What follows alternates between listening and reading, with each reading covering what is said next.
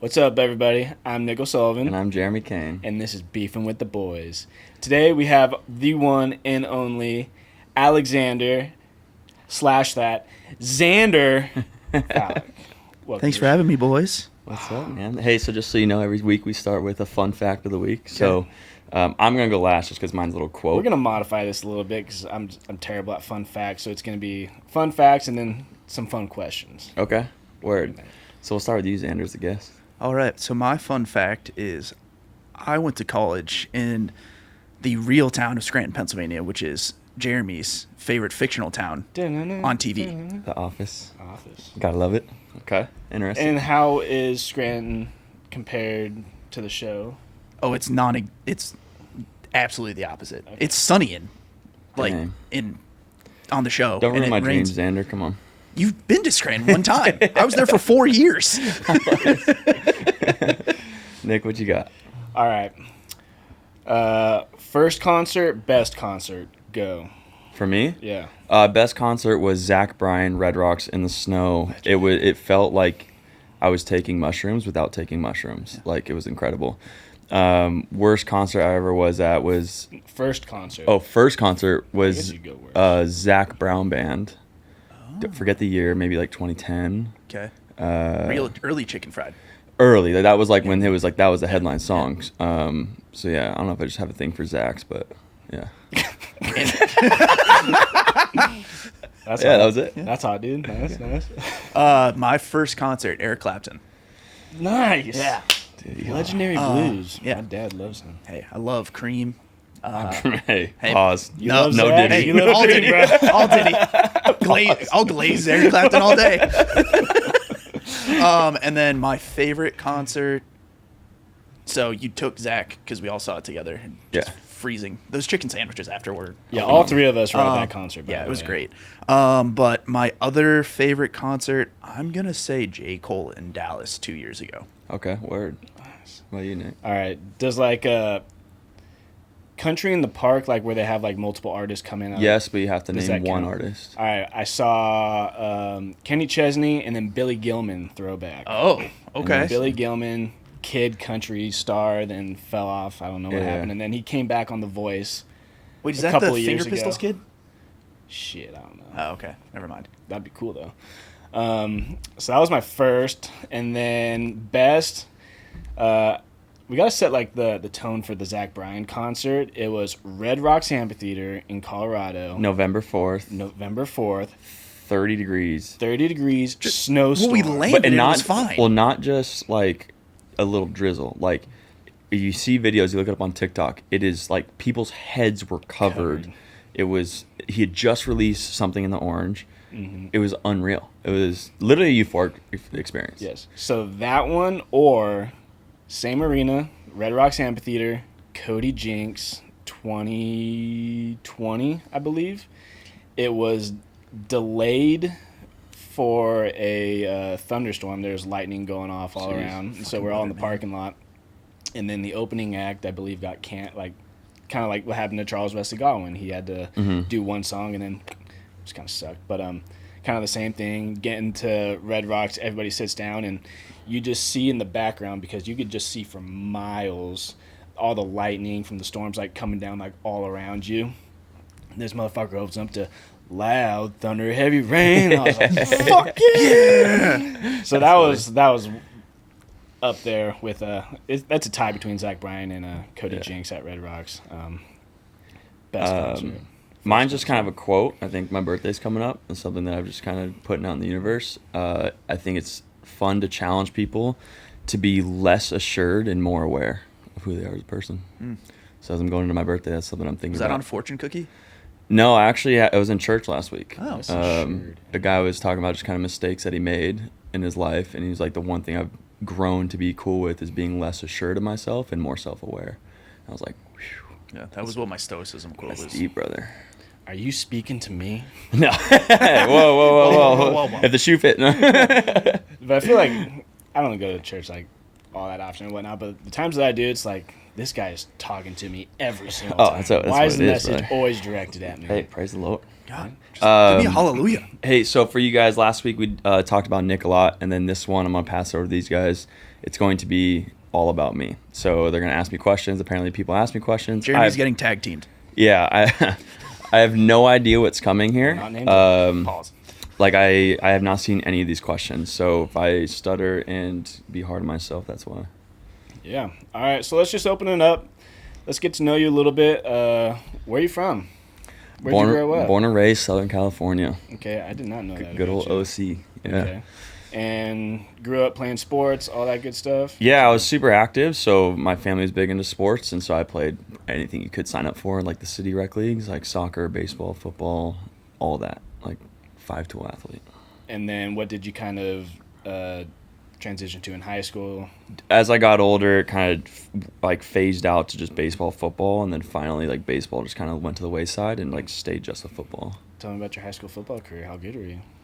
What Dude, position? I was quarterback. I had a really interesting career because I bounced between a couple different schools. Okay. And then just me and the coach didn't really get along. It was just kind of a weird, nothing like, I wish I had like some cool story like, oh, I dropped back to passing through the state championship game, but nothing. So less varsity blues. Got it. Yeah, nothing to write home about. Okay. And then, for those of you guys that don't know, Jeremy has been in the military. And so kind of walk us through, when did you know or think or want to pursue a career in that? And then kind of take us through getting through high school, getting into the military. What kind of led to that decision? Yeah, like, so my grandfather was in the military I was for gonna ask you if a you had long family time. prior. Yeah. Army? Army. Yeah, I did 30 years. Super cool guy. He's the kind of guy, like, if he learned how to use a phone, we'd all be in trouble because he would just, like, let it rip. But I kind of just, like, fucked around in high school. Like, I think I had to take summer school to graduate.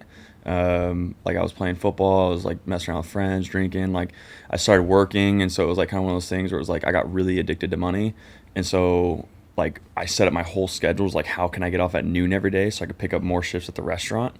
And this is while you're in high school? While I was in high school. Okay. And so, like, literally I had, like, a 1.8 GPA. Like, literally I had to take summer school. That's impressive. Yeah.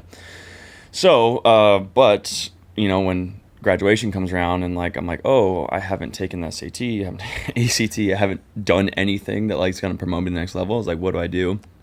I kind of toyed with the idea of doing, like, the firefighter thing, especially in California, because that's, like, a huge deal. I was already EMT certified at the time. But it was just, like, how do you compete as an 18-year-old with no life experience? Wait, hold on. So you didn't take the SAT or ACT, but you got Never. EMT certified.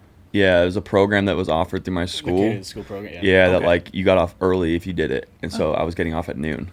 Okay. And so, This now makes more sense about yeah. the money stuff. I was like, And- hold on. You're an EMT, but you didn't take tests. Okay. And so you're working while you're in high school. What was your first job?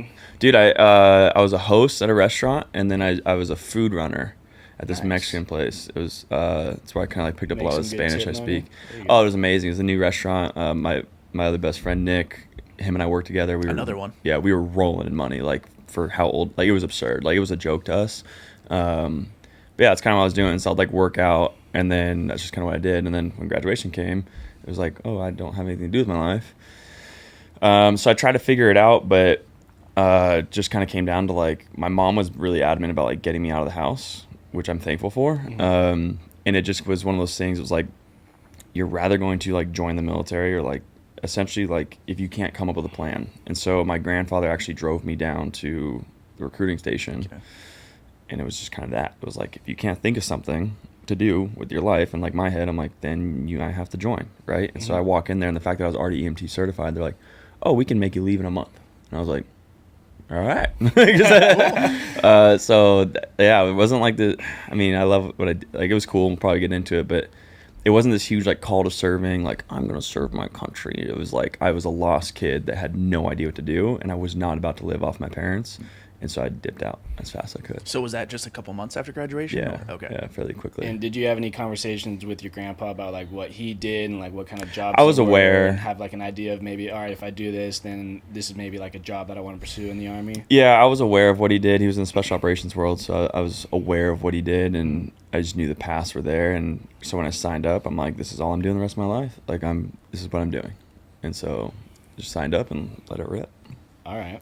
So you signed up, and you said a month later. It was a couple months. I think like Maps and headed out. I think it was like October, September. So like signed in like July, June, like graduate, signed July, June, and then that October like ripped out. Yeah. All right.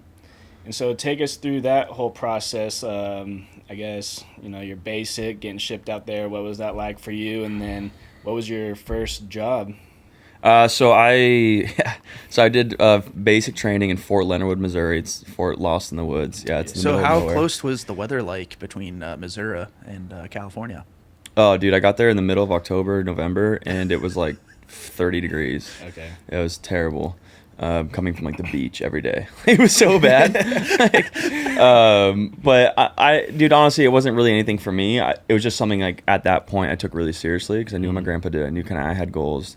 I'm really competitive, so I like to be the best at, like anything I do. Yep. So like I didn't complain. I was fit already. It was what it was. Like anyone that's been in the military knows. Like you kind of just deal with it. Box. Yeah, you deal with it and you move forward, or you just complain. Was it I guess we talked about the weather being like, was the training and the whole basic, was that like a big culture shock to you? Or is it, and was it 10 weeks? How long was it? It was 12 weeks at the 12 time. weeks of, yeah, okay. I think, yeah. It wasn't a shock to me. I mean, like I said, I just kind of rolled. I knew what to expect. Okay. Like I was going into the military being like, all right, they're gonna yell at me. They're gonna like make me do uncomfortable things, like whatever. Do you like, feel like you were physically prepared for everything? Yeah. Okay. Yeah. I mean, I was a high-level football player, and yeah, Okay. that was fine. Okay. So get through basic and kind of walk us through your. Yeah, your so I get journey through from basic. there. I was in the medical field originally, Okay. and so spent some time at Fort Sam Houston down in San Antonio, Texas. Then actually did a little clinical thing up in Washington D.C. for about 8 months or so.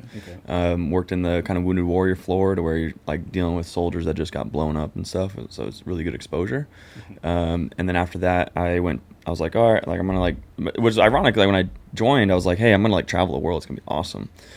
Still was able to do some of that stuff, but I then went from D.C. to North Carolina, where I spent 7 years, like just in one spot, like did not move. And so like I did trips and whatnot, but yeah, I got wrapped into a cool unit down in Fort Bragg, where I just kind of like was stuck there. And so I was in the medical world for a long time, and then I ended up, ironically, like I knew I wanted to be like the first male in my family that graduated college. Of my knowledge, don't hold me to that, but I'm pretty certain I am. So I went to college. I got a 4.0. So like There you go. yeah, like I What got it college together. did you go to? Really small school attached to Fort Bragg. It's a Methodist kind of Campbell University deal. It's like a kind of a medical school, and So it's like the University of Phoenix, but for like the military? no, it's like legit Oh, university. It's okay. just it's not your NC State, it's Texas University. It's just something like Some- Campbell University. If you know it, you know it. If you Okay. don't, you don't. It's not really anything to write home about. But I got my education, got a 4.0, and like I was kind of a weird student because at that time, and we'll get into the timeline of things, but Was it all online classes? Because no, it of was in work? person. Oh, okay. Yeah, we'll get into that. But I had no life, and I just was super passionate about what I was doing. But anyways, medical field originally. Okay. Yeah, and then transitioned into some intel stuff. Okay. So we're in the medical field out in North Carolina. What are you doing out there? Yeah, so I was a part of kind of a hospital / forward surgical team. So it was a team of 6 to 12 people, depending kind of how we like divvied it up. Okay. And what we did was essentially emergency surgeries for some really high level people. So we would just kind of attach to these teams, and like we were the experts like on the ground. So normally there's like a hospital set up down range, and like it's a certain amount of distance back, and then you have like a military center over in Germany that if you need to get flown to. But there's a front line behind like the frontline medics, which is a surgical team, and that was kind of what I was mixed in with. And so it was a lot of that stuff. Yeah. Wow. Yeah, so I was exposed to a lot of cool things and given a lot of good opportunities because we had to be able to be like really diverse. And like that was cool was about the military is like in the civilian world, if you're an EMT, you can only do what an EMT does regardless. Yeah. In the military, if I had my EMT or whatever licensing I had, if a doctor tells me to do it, I can do it. And so we're talking like wild stuff, like massaging hearts, like crazy, like things like that like no one else probably has the like ability to do. But you ever massage a heart? I have once. Yeah, That's pretty cool. yeah, that's pretty cool. I've done cool things, like little things, like I've drilled someone's head to like let the blood pressure relieve. You Like, massage my heart every day, baby. oh man, talking to me.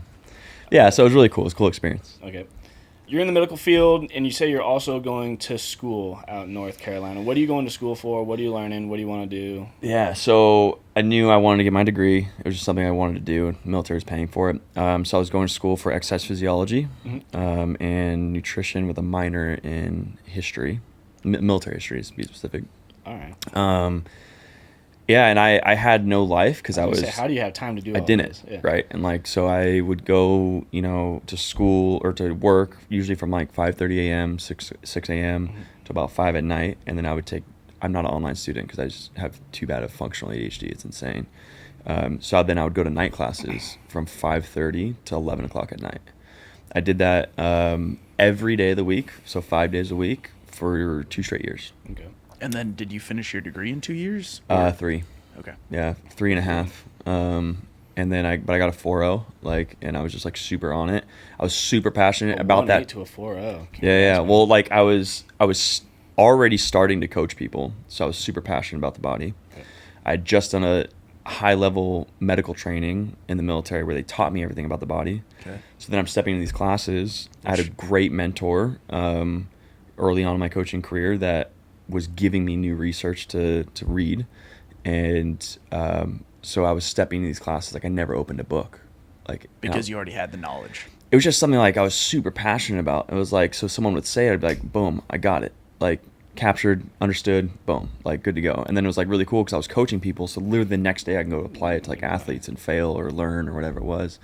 So yeah, I did that, and I had no life for like 3 years. So while you're going to school and working, do you have an idea of what you want to do kind of after military? Is this kind of At the time, I was going to do just 20 years. Just 20 I was years? going to do, like, I'm just doing the degree to get the degree. Yeah. Kind of add a letter to my name type thing. okay? Do you get paid extra for it? If you- I mean, so like when I enlisted in the Army, and then I ended up commissioning as an officer. Officers get paid more. Yeah. And that wasn't even a plan. It was just kind of like, I'm just going to do my degree. Okay. And then, yeah. And then I was just kind of doing it to do it. So my whole plan was to be 20 years. I literally had no plan. I was just like, I'm going to start coaching people for groceries, Okay. pay for my groceries, and then I'm just going to stay in the military and like travel around the world and do cool stuff. Okay. Where's the coolest place you traveled in the military? Like Africa has some cool spots that, yeah, we would do some missions at.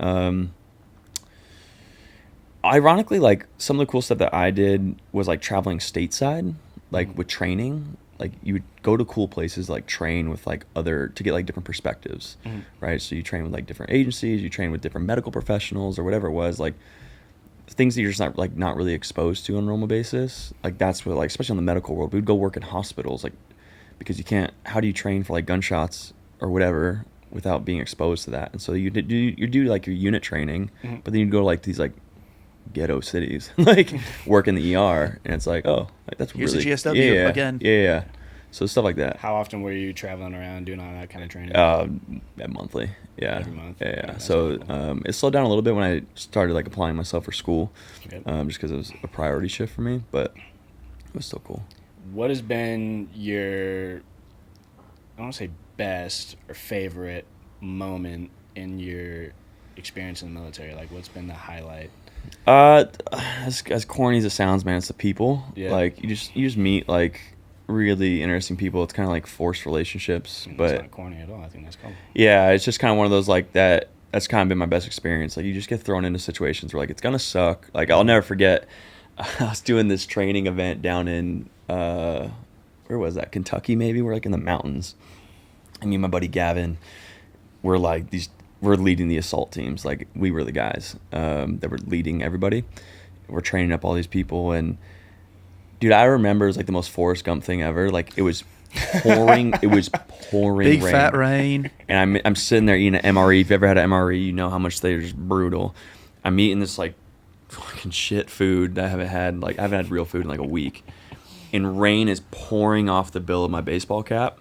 And I'm like, just sitting there eating it. I'm like, this is just what my life is right now. So it's like, in hindsight, like that sucks. But at the same time, it's like when you look over at your buddy who's like staring down his rifle, like just pulling security for you. And you're like, all right, we're both in it. Like we're going to, this is wild. This sucks, man. Yeah. Hey, I'm glad these are for the memes. Yeah, exactly. And so it's just, that's something I always think back on is like moments like that where it's like, this sucks. Bonding through the suffering. Yeah. It's kind of a weird thing, but.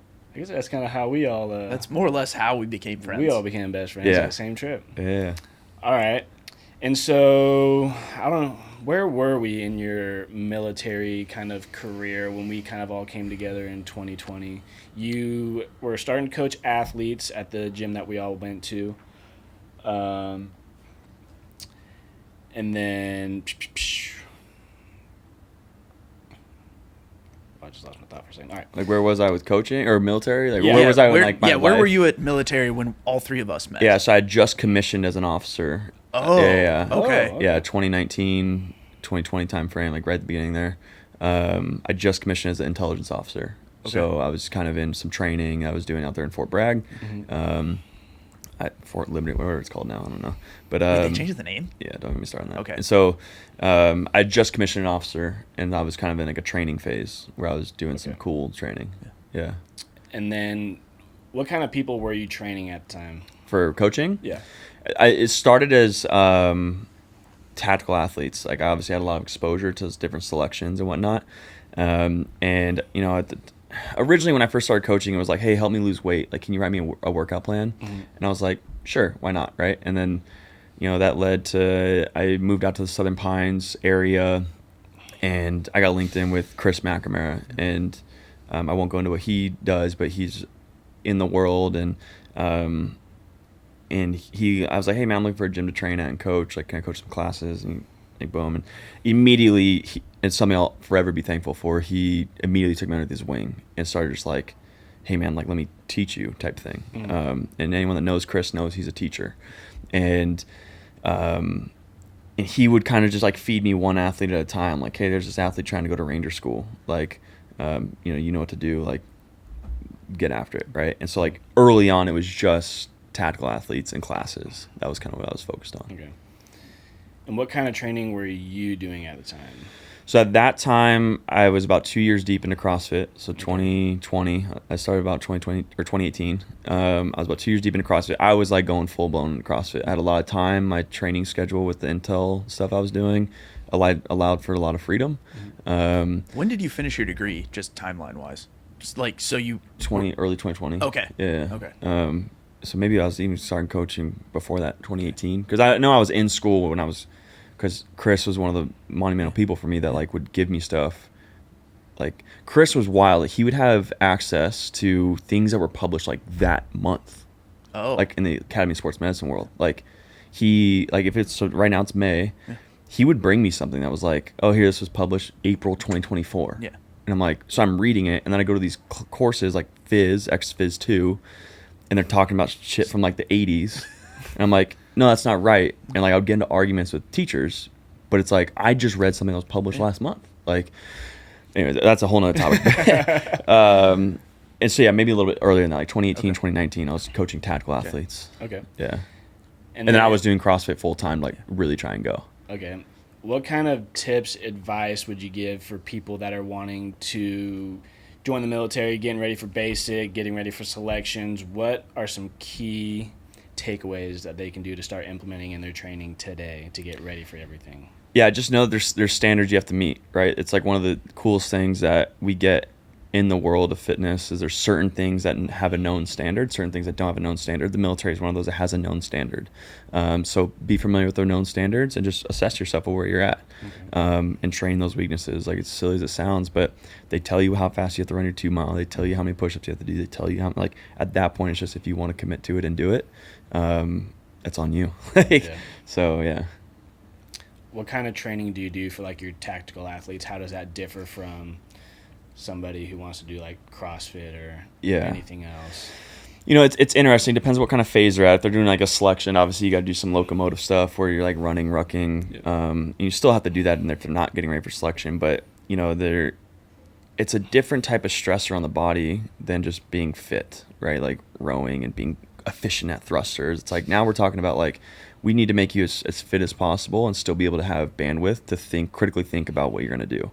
If you're a medic, you have to critically think while carrying weight and like all these things. So, you know, the basis of what we do is we still have the same training philosophies in terms of, you know, speed, power, agility, like balance, all these things.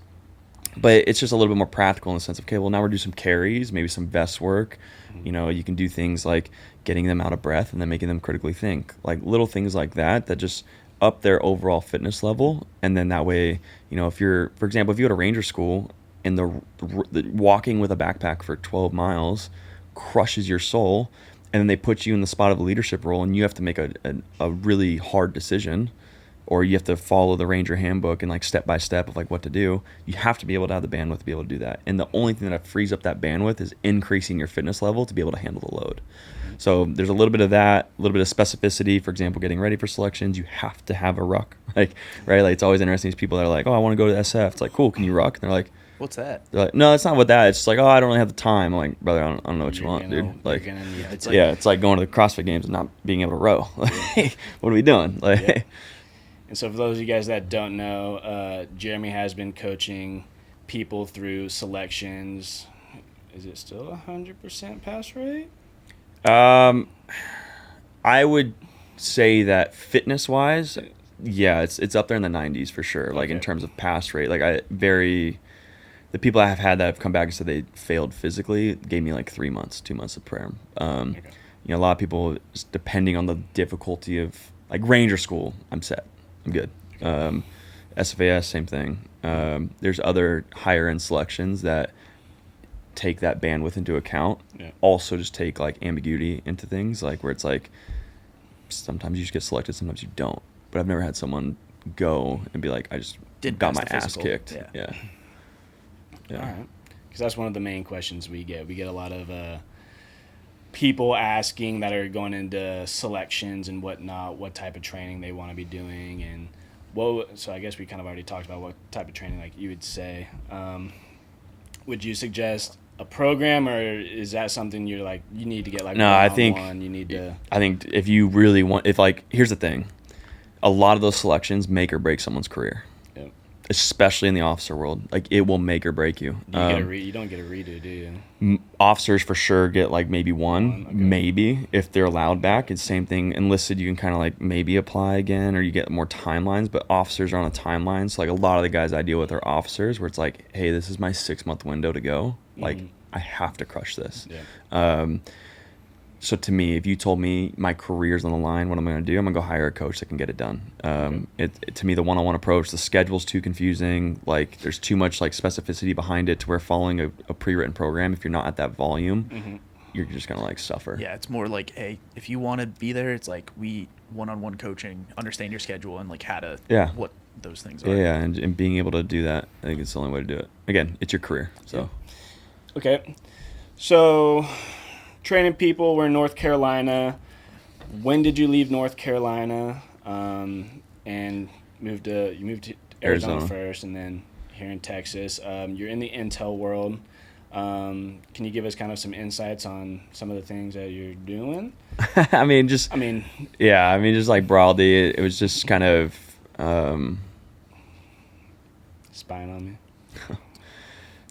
I'm trying to like pick my words wisely. Really what it is just no. Okay. It's going to be really hard to like, yeah. So Jeremy does a lot of professional background checks. Yep. Yeah. Like it was just stuff like that. Like, you know, creating like map awareness, creating kind of situational awareness of things that were happening in different countries. You know, I moved into the counterintelligence world where it's kind of the same thing. Just a little bit more like specific level. And this is like very broad stroked, but it's kind of what I was doing. Right on. And then when did you get into the real estate world? So I got into the real estate world right when I joined the military. For those of you guys that don't know, Jeremy is a real estate mogul. Yeah, like right when I joined the military. You know, my stepdad, I was really thankful for him. He kind of always hounded me about investing. And that was one of the things when I joined. I knew I had the VA loan. And so as soon as I could, I bought a house. And then just like every couple years, like moved and got another house and just like rented it out and just kind of kept that going. So that was like my first introduction to the real estate world. Okay. Yeah. And so tell us about your business that you have with that now, because yeah, it's always a little bit difficult. So it's yeah. As I was in the military, I ended up starting an investment company. Nice. And the investment company now, you know, we do commercial real estate, we do small businesses, like whatever it may be.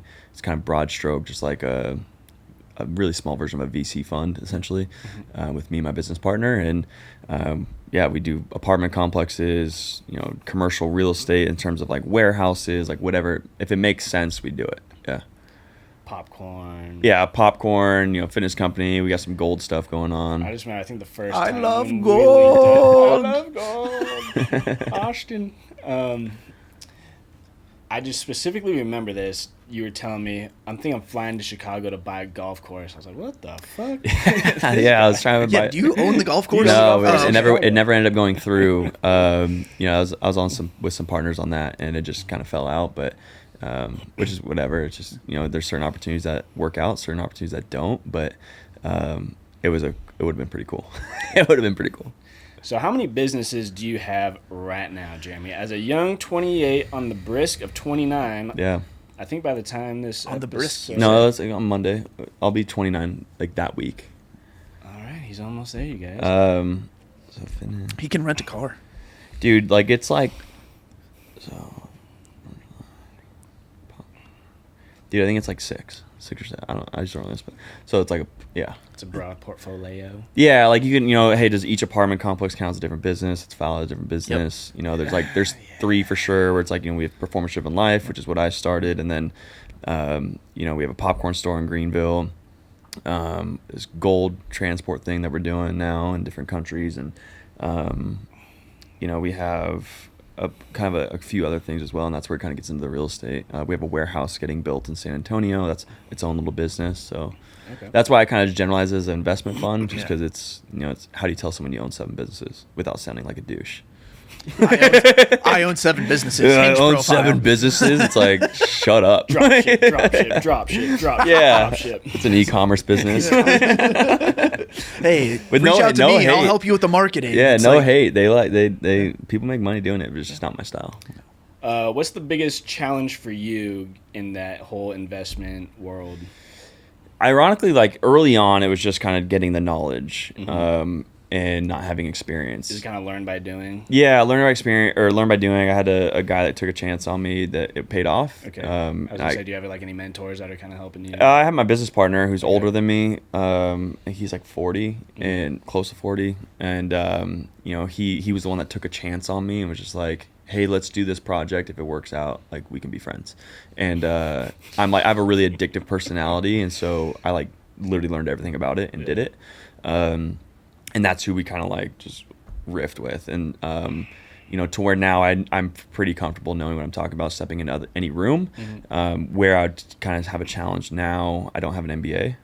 And so it's like stepping into some of these rooms asking for millions of dollars, and someone's like, where'd you go to school? I'm like, Methodist University, and I was in the Army. It's like really difficult. So fortunately enough, I'm like kind of past a point where it's like, do I really want to do, like, I don't have to do anything. But yeah, that would be like a difficult part. Okay.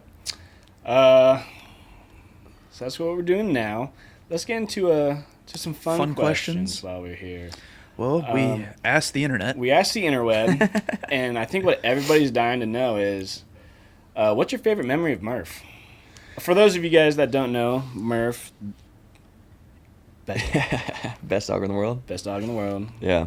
biggest testicles. Yes. Huge balls. Takes after his daddy. Just look at those ham hocks just hanging there. 3 years old. Yeah, Wonderful three's lad. just stud. So when I actually was thinking about getting Murph, this is by far my favorite memory because this is what made me get him. Someone reached out and they were like, "Hey, I got this dog, whatever," or I had a litter. I was like, "Hey, I really want a boy." They're like, "Hey, you know, one person's coming to look at the last boy. If they don't take him, you know, you come take a look." I get the text. They didn't want the boy. I was like, "Can you come?" They're like, "Can you come down the next couple days?" So I drove an hour and a half, and they sent me the backgrounds on the parents. They were like champion bloodlines, like amazing dogs. I'm like, this is gonna cost me $3,000. Like, I'm not doing it. I'm just going down there to look. And there was like a little like 2-inch, 3-inch curb it was like 6 inches, but curb where like the dog kennel was, like in the backyard. And so I walk out there, and like the daughter of the family like runs out to like go open the gate. And dude, out comes this chunky, fat dog that fit in my palm. Missed the step, so he tumbles into the dirt, rolls over, and like rolls into his food and starts eating. And I was like, I'm in love. Please tell me that's him. This is my child. They're like, yep, that's him. He like flops over with his ears, like falls over again. I'm like, this is amazing. And then again, I was still gonna use the money excuse, like I can't really afford it. And the breeder was just like $500, like, and we'll call it there. And I was like, damn, I can't pass this up. Okay. So I like that, but give us one more. So that's like a good intro. Just met Murph. That's my dog. Yeah. That's my partner. What's another fun, funny memory? Oh man, I mean, just like overall fun. Like he traveled a lot with me, Mm-hmm. like, and he would go to like Wadapalooza. He would go to California, and like just seeing him kind of like, as silly as it sounds, like explore the world, you know. Like he gets off a plane, he's like, oh, what's an airport? Like, and he's like Yeah. you know, jumping around and like doing fun stuff, and like he's very, very intelligent, and I appreciate that. I've trained him really well, but Very intelligent. yeah, very smart. And so it's like, it's really cool as like a nerd. It's really cool to like tell him to do something, and like I could physically see his brain like working through it to like do what I'm asking. So it's really cool. What I've noticed is most people, when they want their dog to do something, they have to be stern and like raise their voice and kind of like yell. Yeah. You're just sit. Yeah. He sits. Yeah. Then he stares at you. Lay down. Okay. Yeah. Very quiet, knows what to do. But then also what I love about Murph is he just wants to love you. I mean, Oh, dude. he's a kisser, and then he just lays on top Yep. of you and will cuddle you. It's really Murph tends to go full starfish. Yeah. He's a happy boy. From what I heard, from what I understand, that's how you know a dog's happy, is they're upside down. Oh, well, he's happy all the time. Yeah. A lot. Fun fact. All the time. Fun And fact. another question about Murph is, what's a typical, like, how do you feed him? Like, what do you feed him? Yeah, to make Purina sure- Pro plan, sensitive skin, stomach. He's really an active dog. So 2 in the morning, 2 at night, go on a walk, plays lots of fetch, lots of running, Yeah. super active. Yeah, He's very lean and mean, too. yeah, Love it. it's all tests running through his brain. Okay. Jeremy Kane, founder of Performance Driven Life. Individual athletes, we started our subscription method model a little over a year ago. With our flagship Stay Beefy, Stay Lean. We introduced Hybrid Fit after our 1-year anniversary, and that's taken off. What are the kind of plans, what are some goals that we have in like the next 5 years? Where do you want to take this thing? Walk us through your big picture. Yeah, the big picture for me for Performance Driven Life is, you know, the basis has always been helping as many people as possible, and that's kind of what led to the subscription model. So clearly, like growing that, right? Like I don't want to put a number on there because who knows what that looks like for scaling. But the general basis would be helping as many people just have a goal or a training plan of some sort. You know, there's obviously like tangibles that in my mind I think of, which is like, you know, hey, be on our own, like, in a way where we can support kind of different activities, right? Like a supplement company. I've already been working on a supplement company. It's just a matter of getting the company in the right position. Doing retreats of some sort to where we can help people kind of like learn / be active and that kind of stuff. So maybe educational stuff. And one thing I've also looked into is like, how do I help people, maybe trainers, understand more about the body and like understand how to coach better? Like there's so many trainers that just, it drives me insane that just don't know how to coach. Well, you're telling me just getting a NASM or a CS? Yeah, like is these just people that go, like nothing against them, but you know, you pay a couple $100 and go get a NASM certification or a level 1, you call yourself a coach. It's like yes and no. Like, you know, I know some of the smartest individuals in the world that don't have those. Yeah. And like they can It's kind of like going to get your driver's license and saying, I can drive NASCAR. Yeah, right. And it's so that's a really good way to put it. And it's like, and it's something that I'm certified, baby. Yeah, something I'm super passionate about is seeing trainers do things wrong. It's like, yeah. So that stuff, like a supplement company, like building the supplements out, helping as many people as possible. Like the one-on-one, I think I'll always do one-on-one coaching. Really? Yeah, it's just something that, like, you know, for the people that want it. Okay. You know, it's just something that I think is the best way to work out is one-on-one coaching. Okay. It just takes a certain athlete to do it. Okay. Yeah. Okay. So another question that we got is, what are your all-time PBs for your lifts? Oh, I want to man. know your squat. Hit me with your squat. So I'm a tall dude, so like my squat's nothing super impressive. But I think one year I hit. This was like when I was getting ready for trying to qualify for semifinals. It was like 470, 475 Woo! for a 6'1" dude. Yeah. Squat. You can get them. You can catch them. I know. Yeah. Okay. Bench press. Same. I'm not a good bencher. Best bench press probably 345. Fuck you. That's pretty sweet. Yeah. That's pretty sweet. Not very good. 345. Yeah, 345. Okay. Clean. Max clean 385, Clean and jerk. 365. Nice. Fuck, nice. That's those 25s. Yeah. That's the goal. If I can hit 365, I'm good. Yeah, that was fun. I'm good Okay. for life. What's your favorite competition memory? Favorite competition memory? That's the Dude, one I'm ironically, thinking. has nothing to do with CrossFit. triple unders at TFX? Yeah. No. Rope climbs at TFX. Oh, dude, don't get me started on that. That was so annoying. This guy, back-to-back No reps, back-to-back years, touching it. I got told you didn't touch it enough. Slaps the rig. You didn't touch it enough. What does that mean? How do you not touch something enough? Unless, hey. No, but like, how do you not touch something enough? Like, it was, I was getting my ass kicked in the workout anyway, so it didn't matter. I finished dead last. Like, do you want to like? We're just like, what the fuck is he doing? Yeah, crazy. Like, it's crazy that like the judge standing right beneath me couldn't see it. People in the stands were like, I saw the paint chip off the fucking rig. Like, anyways, but it ironically had nothing to do with CrossFit. A buddy of mine in 2020 bet me because I was training for semifinals, and he was like a runner, cyclist, whatever. He's like that I couldn't beat him in a triathlon. At this point, I was cranking some business, and so I didn't really care about money as much. I went and bought like this $10,000 bike, and like secretly trained super hard and whooped his fucking ass. Hell yeah. In an Olympic triathlon. Yeah, it was epic. So that was that. It was fun. All right. And we talked about this, I believe, last episode. I am trying to get Jeremy into photography. He's traveled all around the world. He just went on a extremely awesome, beautiful trip out in Europe. Where is what's the top place you want to go to next? What's number one? I mean, Greece is up there because I haven't been. Okay. But Switzerland, I want to go back to. Okay.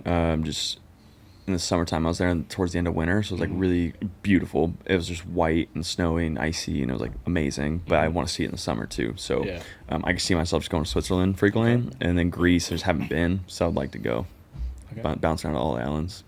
Think you're gonna pick up photography? I mean, I will. Like, I think I'll always do it. I just, again, my addictive personality, I'm very kind of the quote to start this, like, be self-aware. Like, I purposely don't do certain things knowing that I'll get addicted. Okay. Yeah, it's not just drugs or alcohol. It's like literally anything for me I get addicted to. Yeah. What was the best moment on your trip? Oh, Maybe the best place, just the best moment. best moment, man. I mean, I did. So there was this hike in Switzerland. I'm gonna butcher the name. It's on my Instagram. Like Lake Oshwood. It's some weird lake name, but it's like world famous. Type in like hike lake on TikTok. Like that shows up in Switzerland. But it had just snowed, so the lift to the top did not work. And so how it works is you take this lift to get to the start of the hike, and then it's like a 3-mile, 4-mile hike to the lake. I walked the whole thing. I was like, I did not travel halfway around the world to not do this hike. I had no water. Dude, I was You were just for being a real had military a guy. camera. Oh, dude, I just huffed it. There was about one moment I like halfway up. I'm like, if I croak right now, like, who's saving me? I have no cell service. Like, but like when I got there, it took like 3 or 4 hours, and like, but when I got to the end, it was like, wow, like this was so worth it. And I sat there and did nothing for All by yourself? a couple hours. Yeah, Let's go. yeah, it was sick. That was for sure my favorite. Okay. All right, and Greece is top of the list where he wants to go next. Wants to go back to Switzerland. Let's pivot a little bit.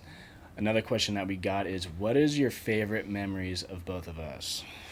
Ooh, there's so many.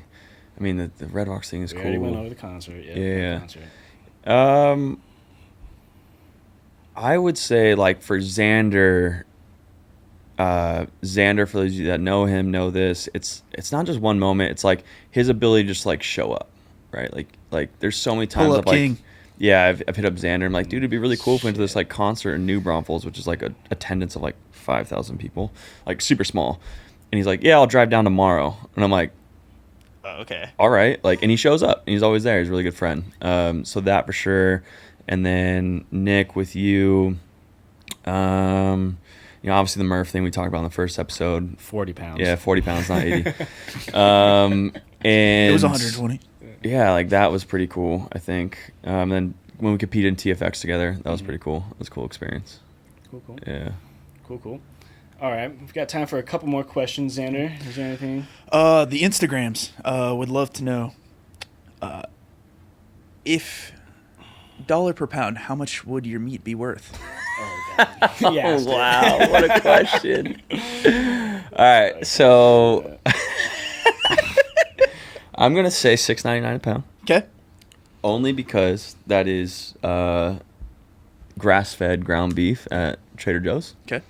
And that's some high-quality stuff. So USDA. USDA. Grade A. Beef. Grass-fed, organic. That's what you get, $6.99. Another question we got is, since you qualified in the pro division for TFX last year, why isn't that something that you want to pursue? Obviously, you're a very talented athlete.